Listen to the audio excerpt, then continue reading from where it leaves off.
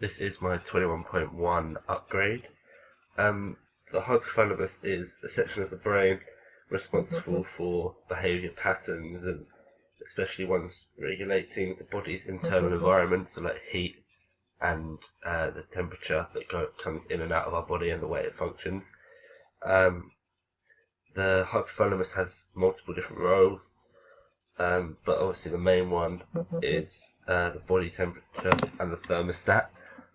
It almost acts like the thermostat that you have in your house, so it changes like a dial as depending on the heat and the environment on the outside of your body. The core temperature for your body is 37 degrees Celsius, and the hypothalamus receives like blood supply depending on whether it's hot or cold.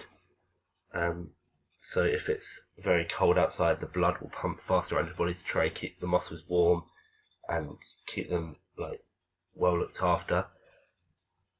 There are thermoreceptors located in the skin which provide information for the hypothalamus and tell it whether it's hot or cold on the outside and in the environment around us.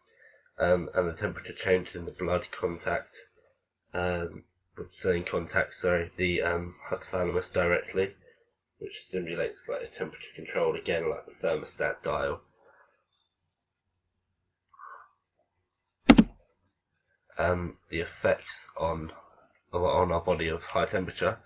So if you're overly exposed to like hot or humid conditions, this can result in heat loss becoming ineffective. So the hairs on our arms will almost attach themselves to the rest of the skin and lie flat. This is to try and keep the heat out from us conducting it in. Also, if our body heat, like the core temperature in our body, goes above 40 degrees, this is when you can become severely dehydrated and muscles can tire very easily and you become very fatigued and lethargic. And also it can lead to things like heat stroke, and perhaps sweating, headache, nausea and dizziness. And in worse cases as well, hyperventilation, so very, very, very rapid breathing, and which can obviously raise the temperature even more in some cases, as it causes you to sweat when you rapidly breathe.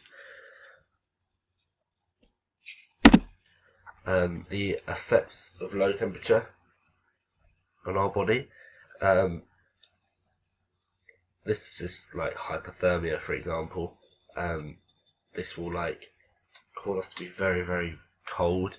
The hairs stand on end to try and conduct as much heat as they can from the outside, and